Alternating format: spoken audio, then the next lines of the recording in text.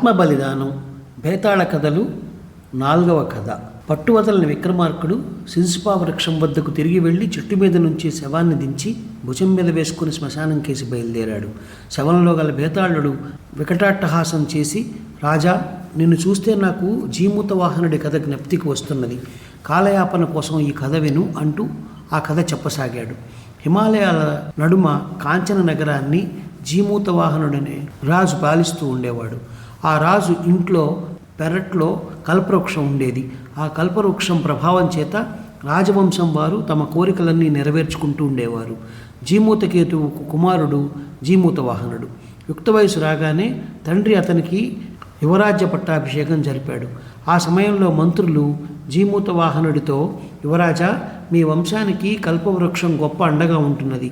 అది అనేక తరాలుగా మీ పూర్వీకులకు ఇష్టకామ్య సిద్ధి కలిగించడమే కాక ఎలాంటి శత్రుభయం లేకుండా చేస్తున్నది.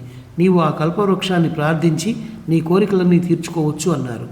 ఈ మాట వినగానే జీమూత వాహనుడు ఆనందించడానికి బదులు విచారంతో, అయ్యో, నా పూర్వీకులు అన్ని కోరికలు తీర్చగల కల్పవృక్షాలను దగ్గర ఉంచుకొని కూడా స్వార్థం చూసుకున్నారే కానీ ఏనాడు పరోపకారం చేసిన వారు కారే. ఈ జీవితంలో పరోపకారం తప్ప మిగిలిదంతా క్షణభంగురమే కదా. ఈ కల్పవృక్షం తమదని చెప్పుకున్న వారంతా ఇప్పుడు ఎక్కడ ఉన్నారు? నేను మాత్రం ఈ కల్పవృక్షాన్ని స్వార్థానికి వినియోగించను అనుకున్నాడు. ఈ విధంగా ఆలోచన చేసిన వాడే జీమూత వాహనుడు కల్పవృక్షం వద్దకు పోయి, దేవా, ఎన్ని తరాలుగానో మా వంశానికి అడిగిందల్లా లేదనకుండా ఇచ్చావు. నాది ఒకటే ప్రార్థన. ప్రపంచంలో అభాగ్య జీవులు, అనాథలు ఎందరో ఉన్నారు. నీవు వెళ్ళి వారికి ఏ లోటు రాకుండా చెయ్యి. ఇంతకంటే నేను నిన్నేమీ కోరను అని ప్రార్థించాడు. వెంటనే కల్పవృక్షం అదృశ్యమైపోయింది. భూమి మీద వానలు చక్కగా కురిసి పాడి పంటలు ఇచ్చి ప్రపంచంలో దరిద్రుడనే వాడు లేకుండా పోయాడు. జీమూత వాహనుడికి కల్పవృక్షం లేకుండా పోయిందని తెలియగానే వారి రాజ్యం కాజేయాలనే దురాశతో దాయాదులు సైన్యాలు తరలించుకొని కాంచన నగరం మీదకి దండెత్తి వచ్చారు. వారితో యుద్ధం సాగించడానికై జీమూతకేతుడు యత్నాలు ఆరంభించాడు. కానీ జీమూత వాహనుడి తండ్రితో, నాయనా, ఎందుకు యుద్ధం? ఈ రాజ్యం కోసం మనం మన దాయాదుల్నే చంపుకుందామా? కొంతకాలం వారినే రాజ్యం వేయాలని మనం మరెక్కడికైనా పోయి ఇహపర సుఖం వెతుక్కుందాం అన్నాడు. నీ ఇష్టం బాబు, నీకే రాజకాంక్ష లేకపోతే నాకెందుకు అన్నాడు తండ్రి. జీమూత వాహనుడు రాజ్యాన్ని దాయాదుల పరం చేసి తన తల్లిదండ్రులతో బయలుదేరి దక్షిణ సముద్ర తీరాన మలయ పర్వతం మీద ఆశ్రమం ఏర్పరచుకున్నాడు. మలయ పర్వతం మీద సిద్ధజాతి వారు ఉండేవారు. సిద్ధరాజు కొడుకైన మిత్రావసుడనే వాడితో జీమూత వాహనుడికి త్వరలోనే స్నేహం కలిసింది. ఒకనాడు జీమూత వాహనుడు పర్వతం మీద షికారుకెళ్ళి గౌరీ దేవళం చేరుకున్నాడు. దేవళంలో ఎవరో వీణ వాయిస్తూ గౌరీ స్తవాలు పాడడం కనిపించింది. అతను లోపలికి వెళ్ళేసరికి ఒక చక్కని యువతి కనిపించింది. ఆమె మిత్రావసువు చెల్లెలని, పేరు మలయవతి అని ఆమె చెలికత్తెల వల్ల అతను తెలుసుకున్నాడు. అనంతరం ఆ చెలికత్తె మలయవతికి జీమూత వాహనుడిని పరిచయం చేసింది. వెంటనే మలయవతి అతన్ని ఎలా సత్కరించాలో తెలియక తన పళ్ళెల్లో ఉన్న మాల తీసి జీమూత వాహనుడి మెడలో వేసింది. మరుక్షణం ఆ దండనే జీమూత వాహనుడు మలయవతి మెడలో వేశాడు.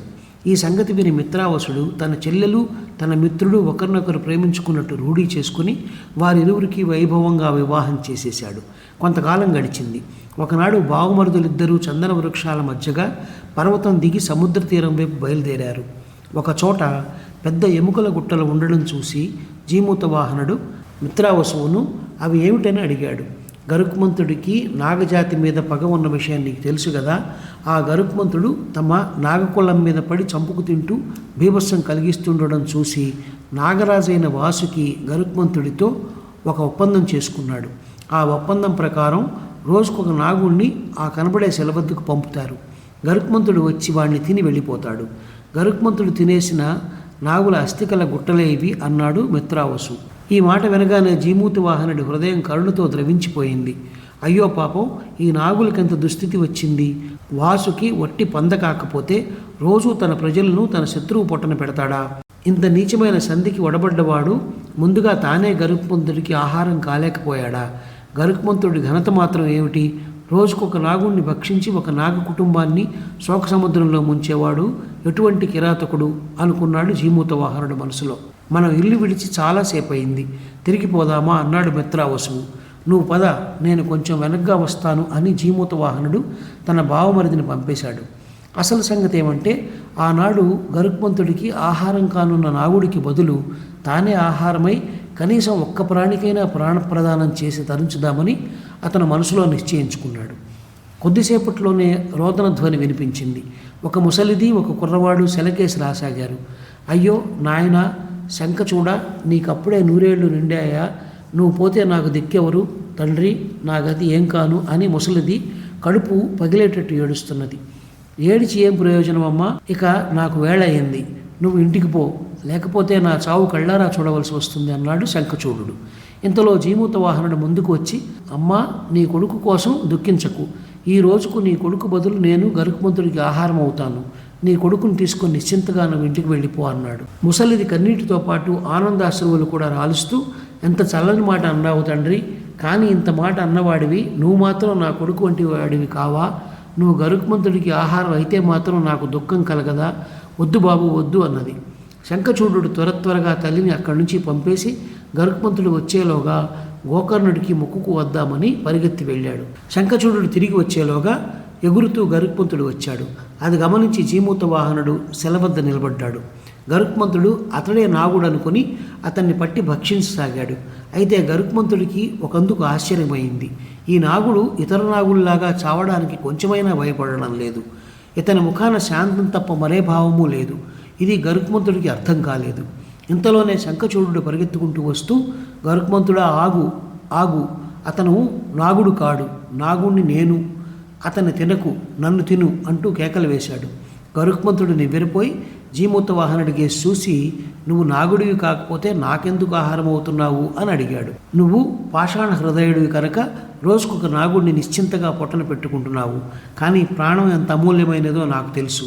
అందుచేత ఒక నాగుడికైనా ప్రాణదానం చేద్దామని నేను ఈ పని చేశాను.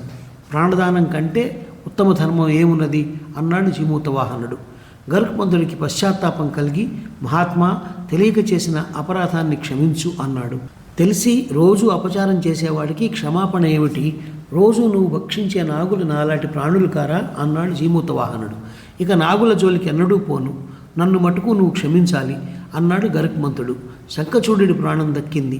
జీమూత వాహనుడు ఇంటికి తిరిగి వెళ్ళాడు. అది మొదలు గరుత్మంతుడు నాగకులాన్ని బాధించక స్వేచ్ఛగా వదిలివేశాడు. ఈ కథ చెప్పి బేతాళుడు, రాజా ఆ ఇద్దరిలో ఎవరు గొప్ప? శంఖచూడుడి బదులు తానే గరుత్మంతుడికి ఆహారం కావడానికి సిద్ధపడిన జీమూత వాహనుడా, జీమూత వాహనుడిని చావకుండా కాపాడిన శంఖచూడుడా? తెలిసి చెప్పకపోయావో నీ తల 1000 చెక్కలవుతుంది అన్నాడు. జీమూత వాహనుడు జీవకారుణ్యం కలవాడు. ప్రాణదానం కోసం ఆత్మబలి చేసుకోవడం తన ధర్మంగా భావించినవాడు. శంఖచూడుడి కోసం కాకపోతే మరొకరి కోసం అతను నిశ్చింతగా చచ్చిపోతాడు. అది స్వచ్ఛంద మరణం. శంఖచూడుడి మరణం స్వచ్ఛంద మరణం కాదు. అతనికి చావు బలాత్కారంగా ఆసన్నమైనది. ఆ రోజు చావు తప్పితే అతనికి బలవన్మరణం ఉండదు.